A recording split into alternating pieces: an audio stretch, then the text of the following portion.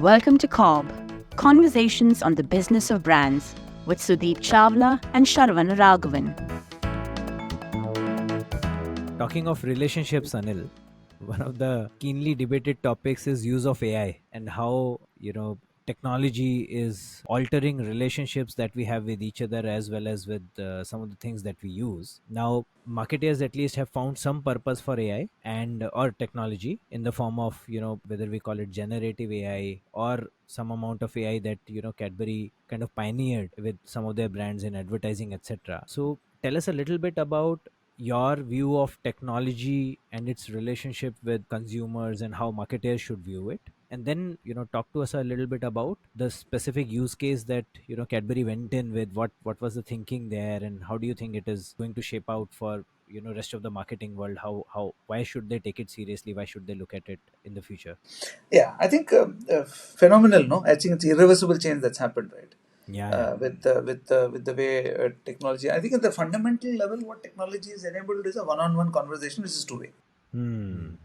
Yeah. And I think what is important is again based on facts. To be clear, that is a two-way one-on-one conversation important or not? The journey of ROI, you will realize that there is nothing more valuable than a two-way one-on-one conversation.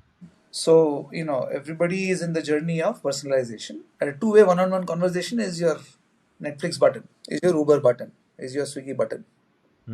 It's two-way because it knows based on data what you've been doing. Right? So it's listening to you. You're inputting into it, it's listening to you. It's two-way.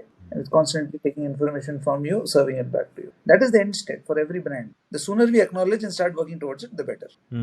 That's clear. I mean, I see it working no other way. Of course, there are intermediate steps, right? And there are the fundamentals don't change. Again, as I said, in terms of the fact that what is important is monthly penetration. For monthly penetration, monthly 1+ awareness is the important one. That's it. You need to get there. How do you get there? And what's the ROI journey there? The end state is a two-way one-on-one conversation. That's what technology is enabled today. The ones who can crack it for their categories and brands in a way that is meaningful to them at scale is the answer. So I think the sooner people start doing things rather than wait for things to change, wait for clarity to come, wait for models to be built, wait for companies to come and offer solutions, it's futile. I'm saying this from a point of view of being in an ecosystem which is large enough where I can enable this, and many people may not be able to enable this. But the reality is, in a bootstrapped world where resources aren't, they're anyway enabling it because they are bootstrapped. Yeah. They're anyway saying, so that's the interesting thing that you learn from these businesses, right? That it's no longer a funnel, it's a pipe. Just explain that a little bit, Anil. So in this whole notion of awareness, attitude, behavior, we always believed that it's a funnel. And even large brands today, and that's what Byron Sharp says, right? And that's where his problem is with performance marketing. Performance marketing is a cylinder, is a tube. It's not a funnel. The only thing that matters to me is behavior. I don't care if you know my brand because it doesn't help me. The meter starts ticking only when you come onto my app, click me, and start transacting with me. Till then, there's no value. Right. So for a lot of people, it's a tube. And of course, when you listen to experts and a lot of people talking about it, and people who've been fully deep in performance marketing understand that that's not necessarily the way. It's about, well, I still have to widen the tube.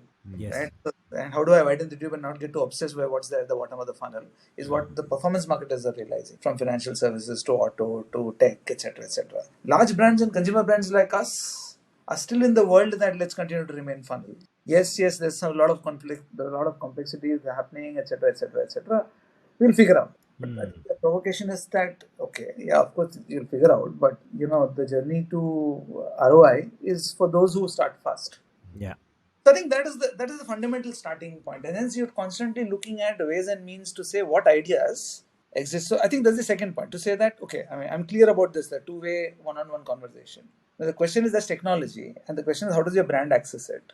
It's not going to be about being at mercy of technology and waiting for a technology solution. It again starts from the brand. Right. And what does the brand want to say or do? So what's the brief? And then as you're evaluating ideas, to figure out the filtering of the idea is not anymore about a one-way mass message. You did this on Cadbury celebrations even before ChatGPT happened. So there was one geotagging one year during COVID, and then the Shahrukh Khan campaign.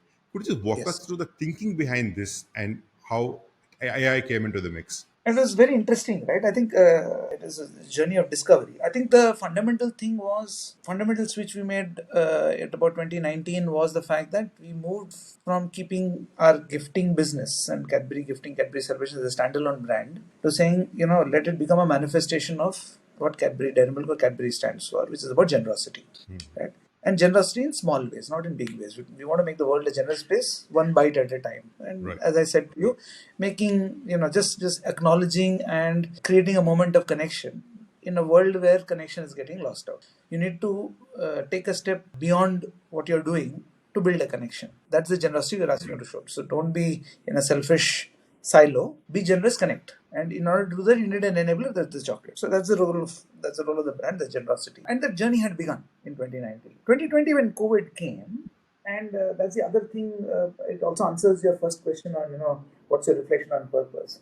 The beautiful journey, right? In 2020 March, 2020 April, when things shut, right? In 2020 April, we couldn't produce, etc. So April, May, and then this whole government started taking a view on what should be produced and what shouldn't be, right? And this whole notion was we will produce essential stuff. Right. And we were deemed, internal in our organization also, we were battling to say, what do we do, right? And we were deemed non-essential. Okay. पहले रोटी कपड़ा चावल दाल शाब आ जाए, chocolate बाद में देखा जाए. Right. It was a beautiful knock moment saying, what WTF. So who are we? And we are largely impulse and out of home kids are our large consumers, kids and teens and young adults, college going, school going kids who have this as a treat. So business is going to go. And how do we convince the government and how do we convince authorities to say that we are not as important, but we're not. You can't ignore us. And the journey we saw through 2020 was the fact that consumers realized that, look, I'm at home. I don't know what's going to happen. I'm fully tense. I need that moment where I need to let go. I need to do something to keep myself going, keep myself positive. I need to keep my kids happy. I can't take them to the movies. I can't take them somewhere to a restaurant. They're stressed. They're not able to go to school, meet their friends. What do I do? So there was a role. So we started pivoting to say, okay, let us do small things at home. It's no longer, you're not able to meet. So there was that notion, right? So, and we saw a response. We saw very good response already. We also started doing things like, acknowledge the guys out there who are risking their lives. Yeah. Well, we are at home comfortable. And that's where we created this whole notion of the thank you bar. That idea was there pre-COVID. Where we just wanted to do a nice thing of thank you, say thank you. We rebooted and we were not sure. You know how it is, right? New activity and there's no production and there's no sale. Do you really want to do this? And at this time, is this the right time to say something like thank you and all that? But we said, let's do this. Dekhte hain kya hota hai. And in Q3, actually, we saw the brand come front and center in store. So we said, okay, there is a purpose. We're not taking ourselves seriously. It's a small thing you can do to cheer up people because everybody is stressed, guys. Right. Nothing can, until COVID goes away, till vaccines come, nothing's going to change. But at that moment in time, daily I need to square. Right? Imagine working from home, you're not able to go to work, you're stressed. You don't know where your business is going. Everybody's going through that. So role came. We saw success. Then we said, okay, it's not just about people who are consuming our brands. We said, what do we do in Diwali and Rakhi? People are not going to go out, etc., etc. Somehow, the agency cracked this beautiful idea, saying, what do we do for store owners? And there are big customers who are still able to advertise and stay afloat because they have the wherewithal to stay afloat. What happens to small businesses? And that was the starting point. And the initial ideas were messages, saying let's create a message and let's put it during Diwali. Let's put it during, at that point in time, I think in 2020 IPL hadn't happened. IPL was coming in September. We said we'll create a nice IPL message saying this Diwali go to your near neighborhood store and support your neighborhood. And we said let's do a message. Right? And then we said we will create different messages and we will put store names there. But then we said, this is great. This is great to make very nice emotional advertising. But can we push the needle? And how can tech help us there? And that's where our ecosystem comes handy. We were working, we were talking. Google came and said, you know what, you can serve a personalized ad based on pin code. And then we said, okay, wow, this sounds interesting, man. Then we try and do something about this. And we said, okay, we have one message. Put that message out there. We need to still build awareness for the brand. But why don't we create a campaign around this? So when we started, it's almost as a activation idea. It wasn't a core message. But as things played out, as the idea started kind of getting traction, we said, you know what? Why do I need a message when this activation idea becomes the message itself? It was a very, very interesting period, trying to get to saying which are those stores, how do you identify, how do you get consent, how do you personalize and, give the solution, then working with all the partners, etc. A wonderful journey. So that we were really happy with what we created. We didn't know whether it will kind of land well, whether the technology would work, whether we get scale or not, but we got a lot of success there. And then, of course, we said, okay, where do we want to take this forward? We started by saying we can serve personalized ads, and that built awareness for the consumers to do something for the local stores. But still, how could we further equip the stores? That's where the whole notion of saying, okay, how can I create a ad for each store? Many people don't know is we saw this technology come through, and that's why I keep talking about when we talk about technology to say that it's never that you get one answer and you crack. What we don't see is a lot of experiments that keep happening on a regular basis. So prior to the Shahrukh Khan ad, we actually had a Hrithik Roshan saying personalized Rakhi message to your sister. Oh, okay. Oh, okay. So, which is saying give your message and Hrithik will speak it out. Again, AI enabled. Right? And it was Hrithik's message to her sister. Now, there, obviously, it had a certain set of traction. It was also something that really did well, but it was a tech novelty. Finally, you would want to wish your sister, right? I mean, what is all this gizmo about getting Hrithik to say a personalized message? I mean, it's nice.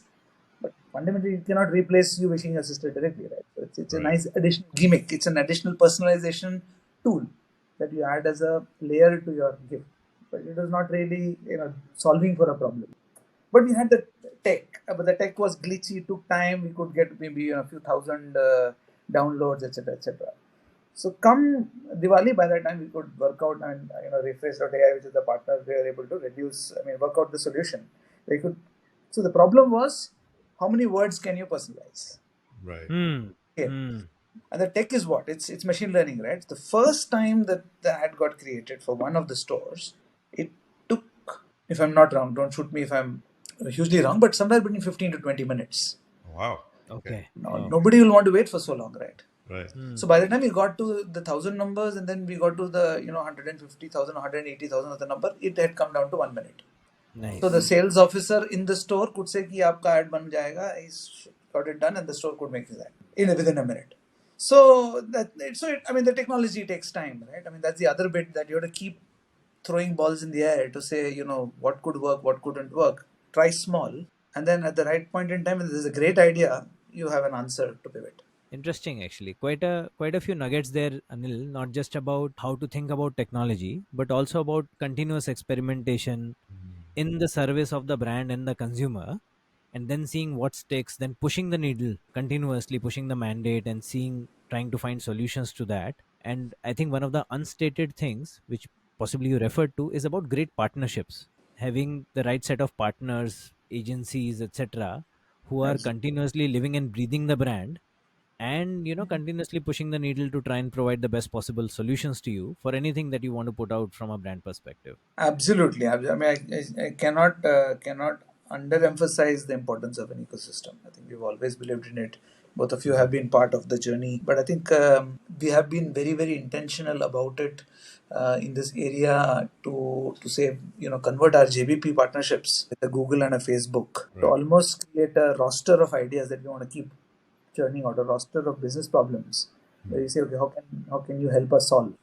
And how can you think about solving? So again, and some of these problems exist, right? And sometimes again, technology at the right point in time solves. So we've always been talking to Facebook and Google about birthdays, and the fact that you have the data on birthdays. Why can't we do something personalized on birthdays? Right. Been teasing, etc. Never found a solution. But the kudos to the team, and you see what's come out now, which is now with the power of Gen AI, your ability to create at scale personalized content makes this idea come alive as my birthday song. As a great example. So, yeah, I think the ecosystem to be at play. And I think the other interesting thing is the ecosystem at play quite often without a brief. Yeah. You have the brand purpose, and you know why you exist. And you're constantly churning out. You obviously know the big tentpole briefs that are out there. But not really wait for it and not really get stuck up to say this brief, this problem, this time. And this business challenge, that becomes very limiting. And then you load up a lot of pressure onto the ecosystem to say there are many things to solve for. On the other hand, you have the machinery running to keep generating ideas, and sometimes the idea fits, or in some cases, you just put it out. I mean, that's very, very, very critical, right? Because otherwise, there's so much pressure on a brand marketer to solve his or her in-ear business deliverables. Like Right. beyond a certain point, and beyond a certain point, they wouldn't want to do something where they know that they're going to take money away from their core and it's going to hurt them. Yeah. Yeah. And one of the interesting examples I'll tell you, which one day will scale, is what say the Silk team has been trying for the past few years by building what is called a boyfriend day. There's a notion called boyfriend day that happens sometime in September, now October, I think. So to say, Valentine's is in Feb, and that's primarily in one direction. Yeah. And very cute thing called a boyfriend day. It's speaking scale. Apparently, it's quite big with Gen Z. Maybe it'll scale with the Gen Alphas. And how can you then you say that, okay, try experiment, it's okay, it doesn't need to get scale there. At some point in time you'll get scale. Awesome. But how do you experiment with it? Speaking of ecosystems, and during the COVID lockdown, you managed to launch a new product under lockdown when everybody was working from home. And it wasn't like another chocolate or another biscuit. It was complete new category. You got into the cakes category. How was that even possible? I really can't imagine that working out in a logical, sane manner. What happened? How did you go about doing it? It's not just about cake, but it's about, it's not about just an NPD, right? It's about any initiative in that sense. I think, as you know, I mean, there would have been a calendar Right. that was already at play and that needed to happen. And I think I must admit that for the one cake that you saw launched, there were also 7 other initiatives that you pushed because we had to take a few calls. So the choices were made to say at this point in time, we will want to focus on the core and protect the core as against really spread. But this is one important initiative, which was, as you said, this is a new category entry, that's a new segment entry, a lot riding on it. It is also linked to kind of the broader strategy that that particular brand was chasing. It is interesting. I mean, it was not just marketing that pivoted to technology, right? Right. All functions, everybody pivoted to technology, Exactly. and not just my organization, all our organizations, all around us, right? Yeah. So imagine doing a trial without R&D flying, and you're seeing it live using a GoPro. Now you think about it, it's doable, right? Why not? You actually Eh? watched R&D trials via GoPro. I didn't. R&D did. So R&D didn't travel, right? Excellent. So, Yeah. I mean, and many people pivoted in different ways. There were times in our latest factory in Sri City in Vellore, in Nellore, the manufacturing managers were running the line from home, seeing the process parameters live on at home and making some changes if required based on Wow. input coming. So Yeah. that's the idea for you. So integrated digital factory can be run from anywhere. I think that's tech at a broad level. But I think more than that is agility as an organization. I think, and all organizations, I would say. But from our experience, of course, we had a leader, a visionary leader, who's always believed in building resilience and agility in the organization as a theme, even pre-COVID.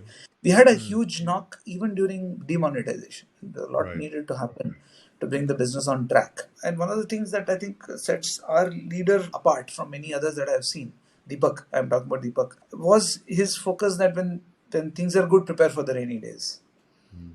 So, and the converted the whole demonetization journey into a case study to say, okay, the other thing that we need to be prepared for. COVID, within a few weeks, you had an action force ready Wow.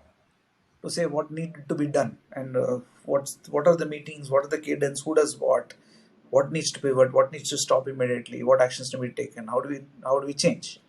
And you can't run a monthly process when you don't know what's going to happen tomorrow. So Right. changing from a monthly process to a daily process almost of running business.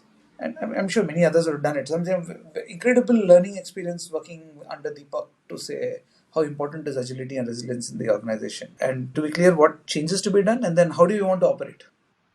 And how do you create this notion of BCP, right? So I think that's those are some of the things that we learned. And I think the third thing that in the spirit of agility and resilience is Deepak as a leader is a visionary in tech and in terms of what needs to be done in tech.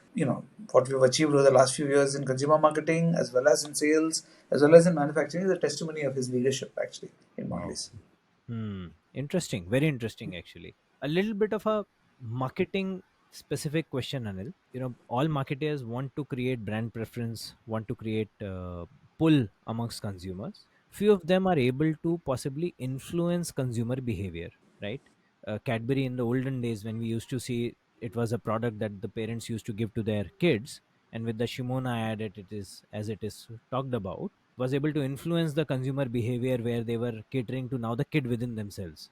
One to just understand from you, and possibly have you reflect on any such brief that you worked upon, anything that you attempted upon. What were your abstractions there? If any of your young marketer is listening to this, what would your advice to them be?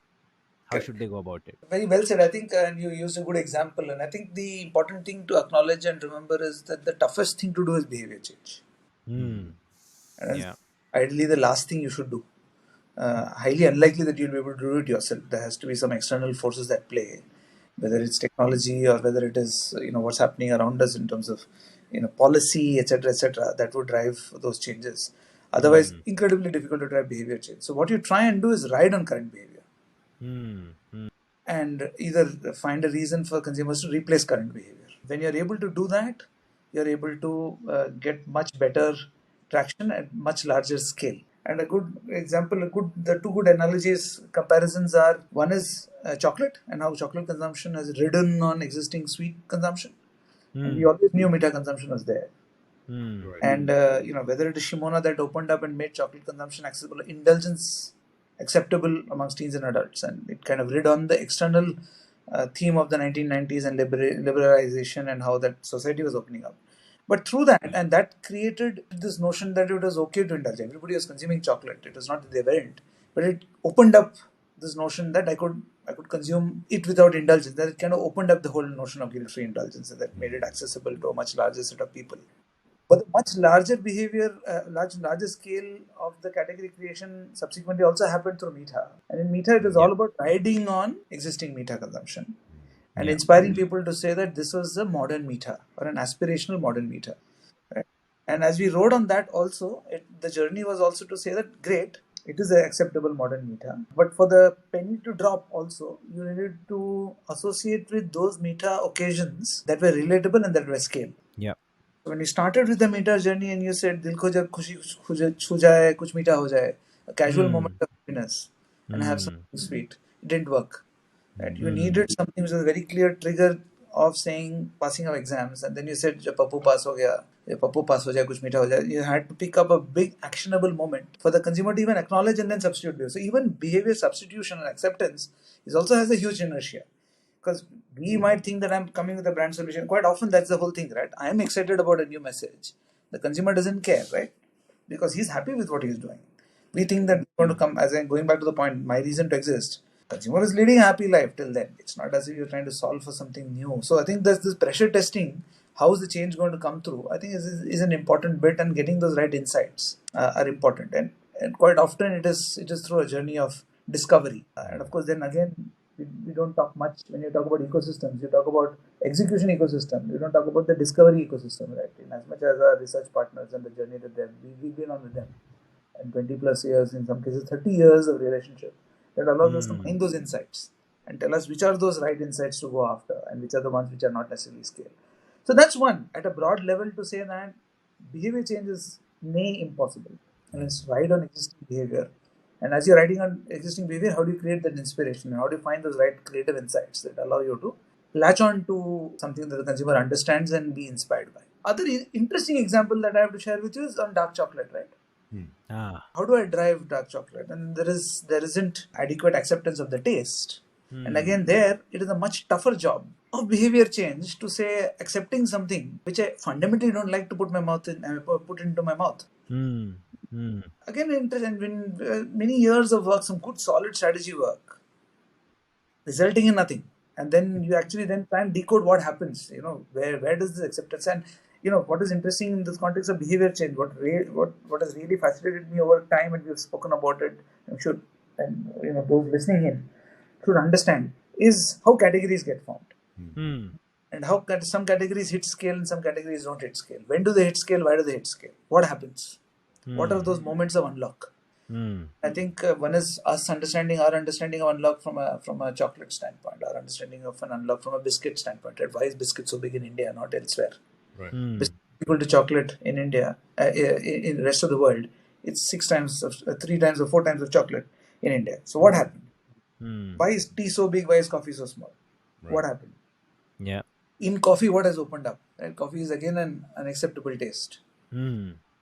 In many parts, it's an alien taste. So what drives acceptance, what's not, what's happening in wine? So we studied those categories, tried to take learning from it, but eventually we also figured out that there is a certain journey towards creating this acceptance. In some cases the journey is slow, and Yes. in some cases the journey is fast. In some cases again you have to wait at the right moment, and as you know, in many cases the journey may not come.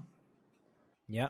It might still remain a very niche opportunity. And you think about white chocolate and as against dark chocolate, and how white chocolate, we know, based on all that we know around the world, is going likely to remain niche. So I think I'm kind of rambling a little bit, but I think the broader point is that it's one of those very interesting facets. And I think in a lot of cases, behavior change is difficult, slow, and there could be some external forces that unlock. And if you're able to spot those external forces, nothing like it. Otherwise, ride on existing behavior. No, makes And which is sense, why, Anil. Yeah. fundamentally, occasion strategy is so important in category building. Hmm. Hmm. So Hmm. why is occasion strategy so important? Because those occasions exist. Consumers are doing something. All you need to do is play a part of that occasion.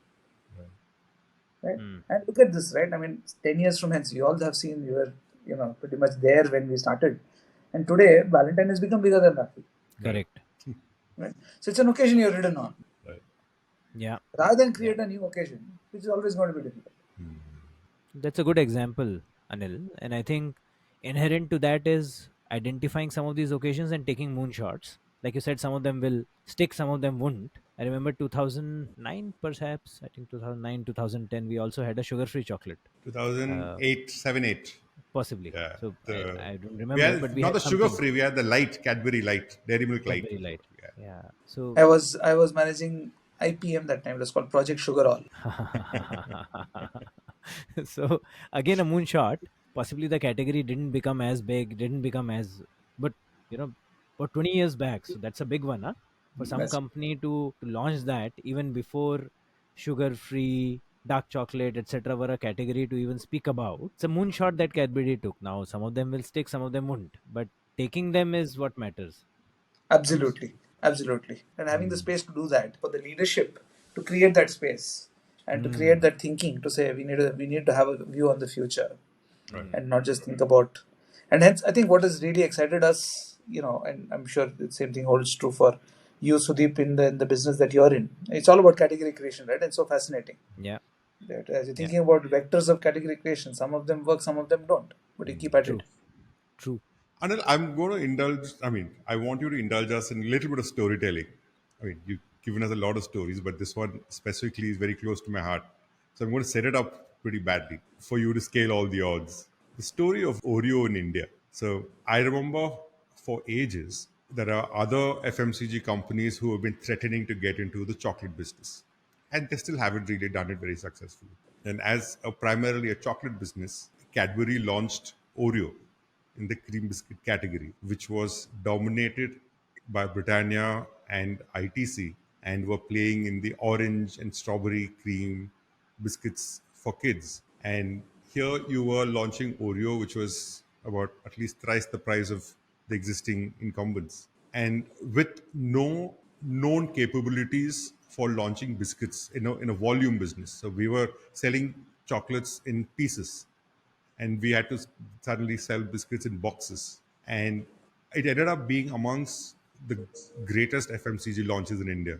What is the story there?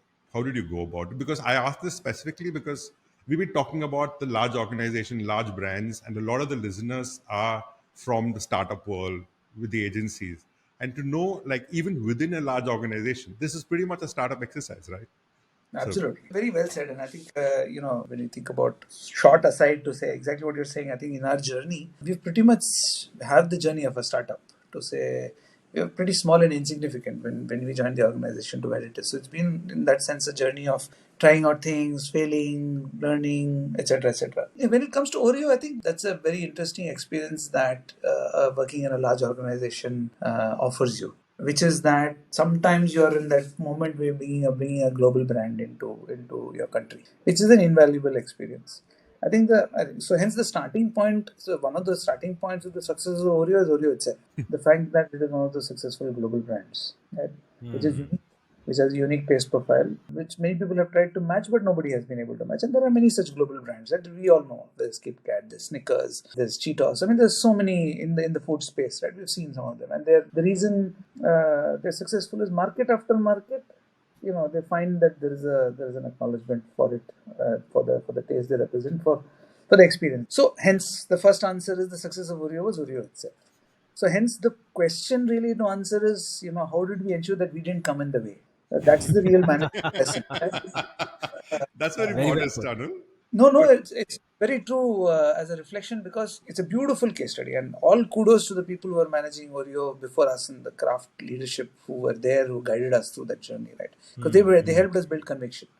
We were a small team that were working on it as a dedicated cross-functional team, and they armed us with information. That's a beautiful story, and it's a story that all of us need to see it. And sometimes you need a case study, right, to prove ourselves that these things happen, right? Black cookie. right. Black is not a food color in India. Black means burnt. Yes. Right. Product test. Every market that Oreo launches, when it is tested with the lead cream biscuit there, or cream chocolate cream biscuit there, it fails. Failed the product test. Did not clear the overall liking benchmarks from product testing. So the leadership says, why do we launch it? And it will be small, it will not be big. So then the notion to say that the first test will always fail. Put Oreo in the house and test after a month. Scores go up. Why is that? They get used to the taste and then get addicted to it. Acquire. It's an acquired taste. So do not be unfazed by what it is. Don't try. So our first focus was, why can we make it browner? Can we add Cadbury to it? Can we, we are Cadbury. Why don't we make a Cadbury taste? But you did add Cadbury to it. And I'll come to that answer as well. I mean, that is another very interesting aspect, right? And I think, so first message was to say no. You have to launch it in its pristine self. Right. The second bit was, again, as you mentioned in the setup, the category dynamics and the economic models that the current players were playing were very different to the play models that we were used to. Right. We had to operate in a very different economic model, and yet we had to manage our costs. So we had to operate at a certain cost that was higher. So the question then was to say, okay, rather than dilute and get to what is the market operating system, can we try and operate at a different level? And even at that different level, we were making a very different business profile, a P&L profile. Again, we got a lot of support from the global team to say, we were trying to build a glide path to say we'll become, phenomenally profitable in 5 years. And they came and said, the existing business is there for a certain reason. Learn from them. Don't create a castle in the air which won't exist. So remember that this is what it's going to be. So that again meant as a business, we then understood that if you have to build this business over a period of time, we need to fund it to something else. And this is where it was important for us to think about our other businesses also as importantly as that. To create the room to say it's going to be a 10-year bloody battle or even more than that. And it's remained that. I mean, that's been the story. So, I mean, building the internal connection was the first thing. I think the second interesting anecdote was exactly to say, we wanted to launch it as Kraft Oreo because Kraft was the company. And I still distinctly remember going for a consumer visit where we were, trying to get feedback from consumers. And we were with Molly, our favorite leader. And we were watching, and the consumers kept calling it, as we were talking to household mothers. They kept calling it chocolate cookie. What is it? It's a chocolate cookie, chocolate cookie, chocolate. They spoke about it as chocolate taste. What do you like about it is chocolate taste, right?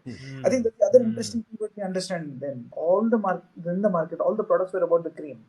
I mean, so this is a great opportunity to pivot to about what's great about the cookie. Cookie. Excellent. Right? Yeah. The cookie was a chocolate cookie. So we said, okay, how do we celebrate that? And we said, okay, then Cadbury is a good idea as on the brand. And that was a very, very interesting exercise. And maybe, many people may not know. And those days, many people knew. The last thing you can go to a parent company that has just bought you, say that, no, we want to remove your logo from top. Exactly. So you can imagine, the response we got. Right? Yeah. Very, very, very polite words. We were told to, a great idea, but no. But then I think that's kudos to, our leadership then to say conviction and how do you build conviction. Right. And then we tested it with which company would this brand be. So we went to consumers saying this is a great brand. We tasted it. Now tell me which company could it be from? Could it be from Kraft? Could it be from one of our competitors? Or could it be from Cadbury? And we showed the consumers believe that it is from Cadbury. So rather than getting caught up in terms of what logo, let's do what it takes to succeed. And not only did we set it Cadbury on the brand on the pack, which is one of the first only market Yeah. globally that Oreo carried Cadbury logo. We also ended our comms with Cadbury. Cadbury. Yeah.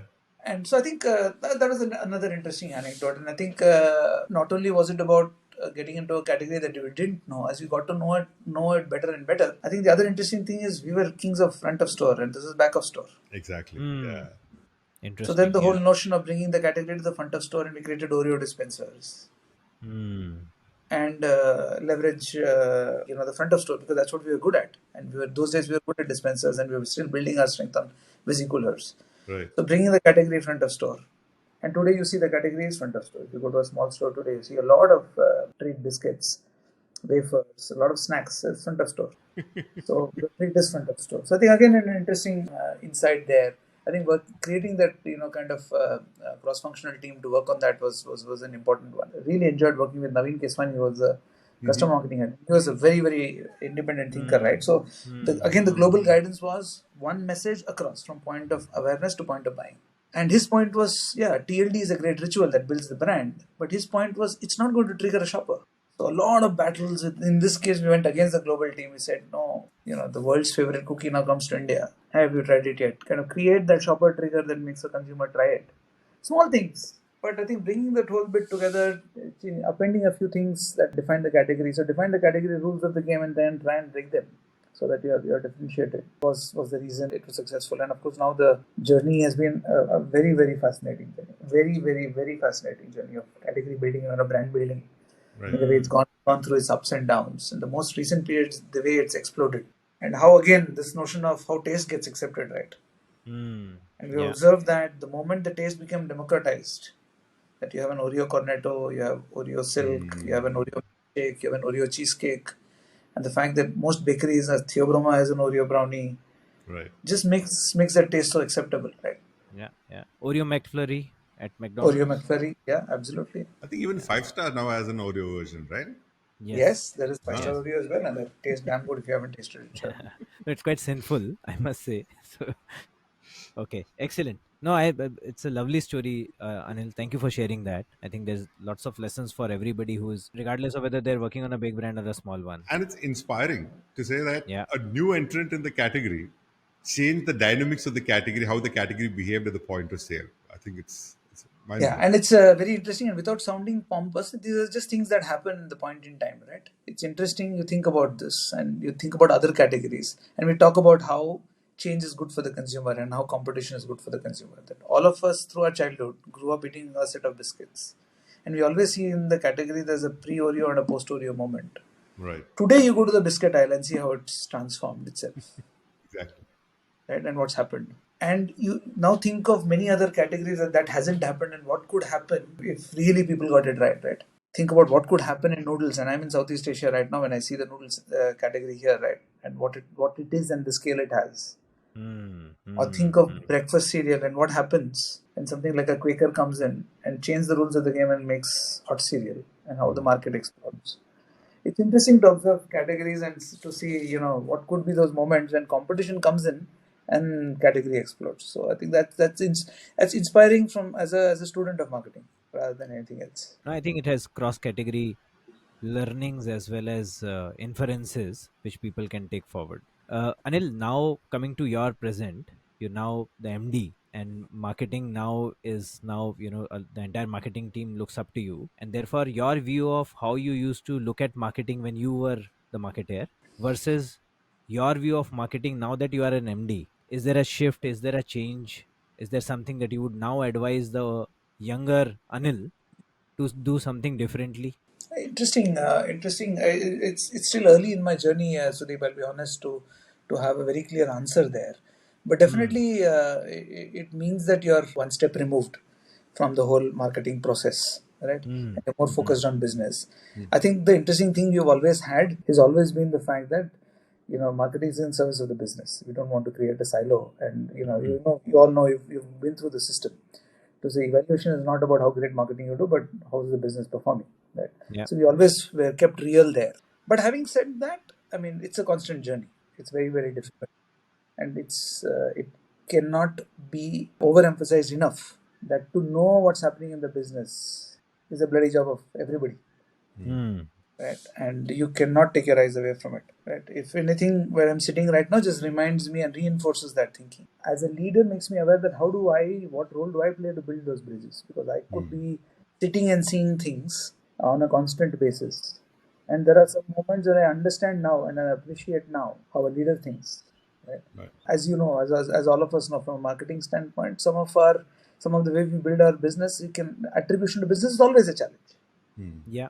Right? And you think of a leader and you say that, why is my leader not convinced? Why is he so unwilling to attribute enough dollars or enough value to the marketing and what is contributing to the business? Of course, there is acknowledgement, because marketing is the other side of growth, right? You don't have anything else. I mean, because business grows through the growth of the brand, and that's through marketing. Right. But on a day-to-day business, is the business that you count. Correct. Right. So, and then how do you attribute? You cannot attribute on a day-to-day basis. So hence, all that matters is business. Right. So it's completely fair for a business leader to say, screw your attribution, dude. Let's talk about business, right? And hence, how do you create and how do you build expectations? The message to the marketer is to be acutely aware that I am insignificant in this month, in this week, today. I am significant in the long term, and hence today I am in service of the business, and I will accept anything that I receive as feedback today as a reflection of what's happening today with all humility, without keeping my ego away to say, no, this is not the way I think about my brand. Oh, my brand is great. Oh, my brand is doing really well. Today's feedback is today's feedback, and acknowledging that if everything is hunky dory, somebody will come and say, oh, you know what, your brand is firing. I'm really happy. Happens rarely, right? But when it happens, to say, wow, that really means that you're making an impact on the business on a daily basis, and that's the gold dust that you're chasing, right? Yeah. Anil, let me rephrase the questions, take the liberty to rephrase the questions Sudeep asked you. Because at the top of the show, when Sudeep said that he reported to you, is when I realized I've never reported to you. You've been lucky that way. But I never felt like I've never reported to you, because even before I was in marketing, from the time I was in sales, you were among the most accessible leaders in the company. And I've seen the access continue even after I've left Mondelez. And I see that not just with me, with a lot of other people that you worked with, may not have directly worked with. So how would you define your leadership style, and how is this possible to stay connected? My leadership style, I would explain, is as I'd love to collaborate and work with people and be involved in the process of what is getting generated as an output. And I think in my style, I'm able to create a collective sense of achievement.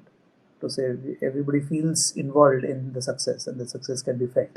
And it's not about creating something that works for me and doesn't work for others. So I think what works for everyone is what gives me fulfillment.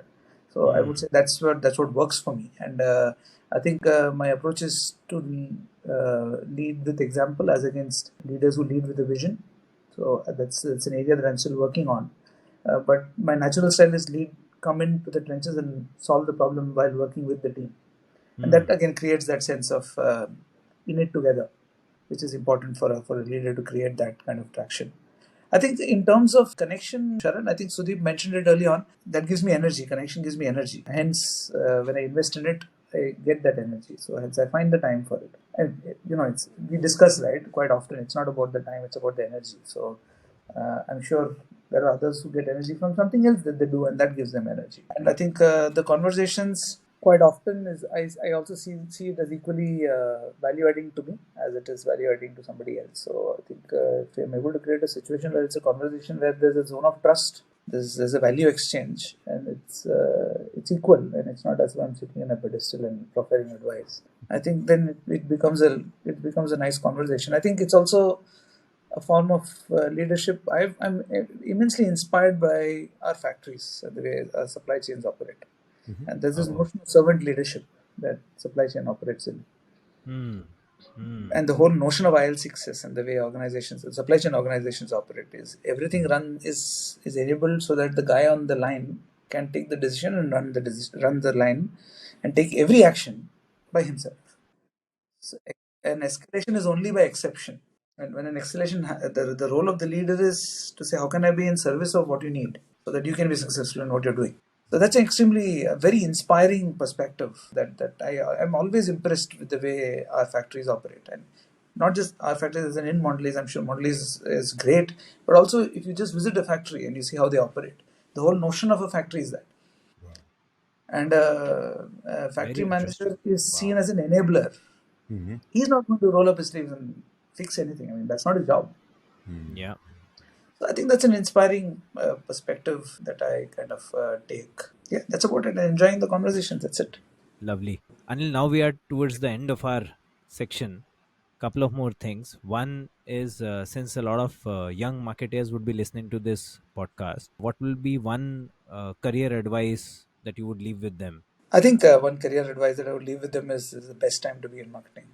It's never been Hmm. a better time to be in marketing. So much to do, the world at your feet, literally. Extremely envious of the marketer of today. When I started my career in marketing, I don't think we had as many levers. Maybe I'm guilty of thinking that. Maybe I should have felt even more liberated when I was a marketer. But just in terms of the tools that are available today, I just feel envious. Excellent time to be a marketer. And hence, Hmm. the more learning open attitude that you're able to bring in and curiosity that you're able to bring in and to your job, the more you'll be able to absorb, the more you'll be able to experiment and learn. And it's a constantly evolving area. So how do we continue to learn, find means to learn, find connections to learn from, find inspiration to learn from, and keep learning, I think, is the second input. I mean, those two are the most important inputs. It's not an exact science. It's something Hmm. that builds over a period of time. So the more we learn, the more we speak, the more we interact, and of course, the more we practice. I think I still am a core believer in learning from practice. Brace yourself for a journey where hopefully you get to practice. Ask yourself whether you're getting enough space to practice. That's the most important thing. The organization that you're in or the job that you're in should give you the space to practice. I don't think any organization or any brand doesn't have space. A lot of it is created by us. The limits are created by us. Hmm. So think unconstrained, leverage the space, and keep learning. Very true. Excellent. Excellent. Awesome. Okay.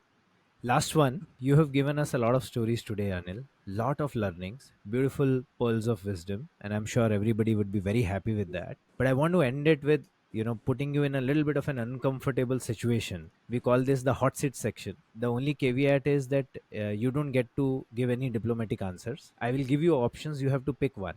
That might not be the best option available, but that it is what it is. So think of it as a as a multiple choice question. Okay. Thanks to the wonderful friends I've had, I can roast them. Go for it. Yeah.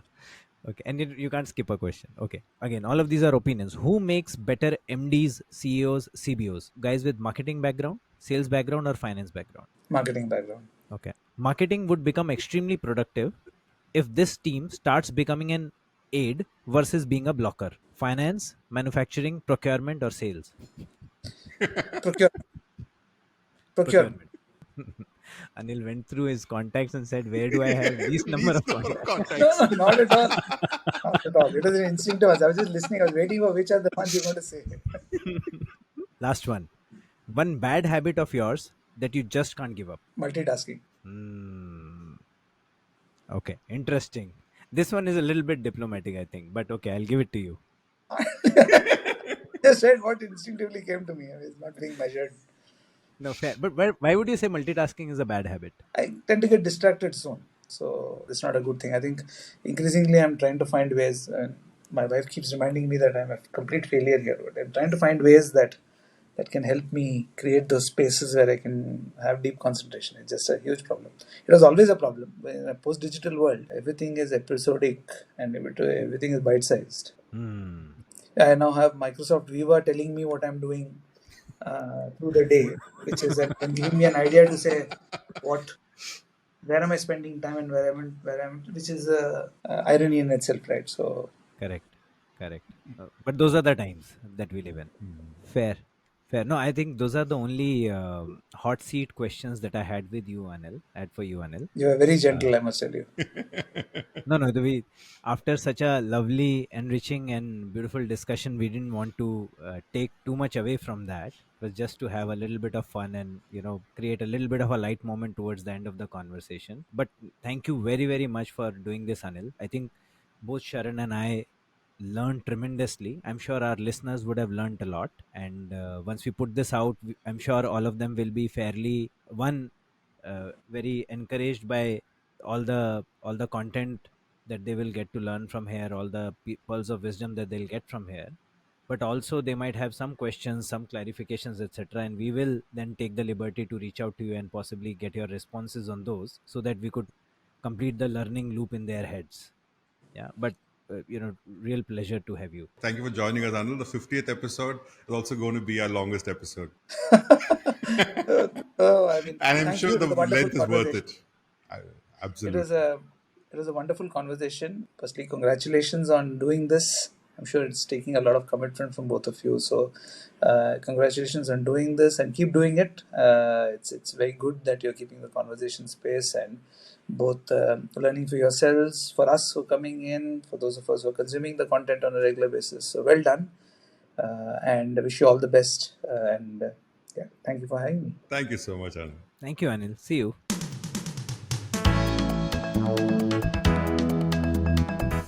Thank you for listening to CoBB, Conversations on the Business of Brands with Sudeep Chawla and Sharavana Raghavan. Subscribe and learn more at cobcast.net. That's CoBBcast.net.